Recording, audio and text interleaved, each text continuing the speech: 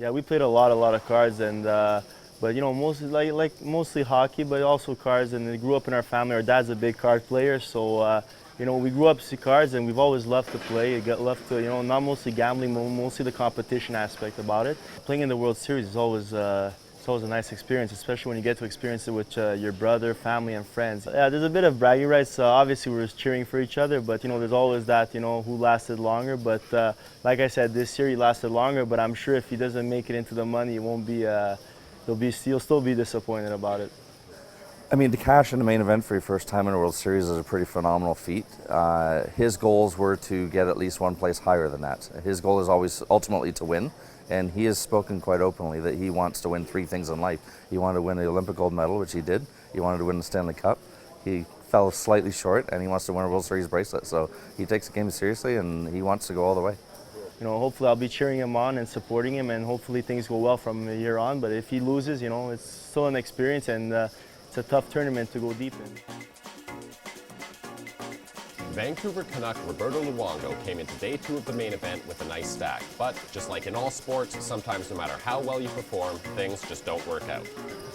I had 9 of spades in the blinds. Top came out 8, 10, jack. The turn, a king of spades, so I had flush draw and straight draw. So I went all in. Both guys calls a turn, a river, 2 hearts. Wow. Jeez. 2 hearts. Along with hundreds of other players, Luongo's main event has come to an end. So we talked to him to find out how he feels about coming up short compared to the deep run he made last year. I was really disappointed. I think you know, right off the start of the day, I was running into some hands. Pretty much all day I had the second best hand. I had some good starting hands. I played more pots than I usually do, and for some reason I wasn't winning any of them.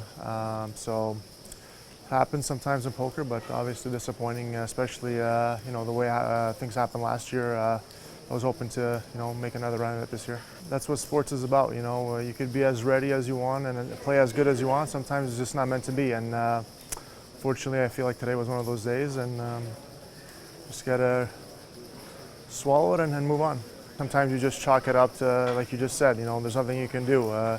Sometimes in sport you're always trying to figure out a way to be better and what you could have done differently. You know, that goes without saying also in poker, but you know, there's obviously more you know, things in poker that are out of your control than in hockey. So disappointing, but obviously it gives you that hunger to come back, whether that's next year or in the future for sure.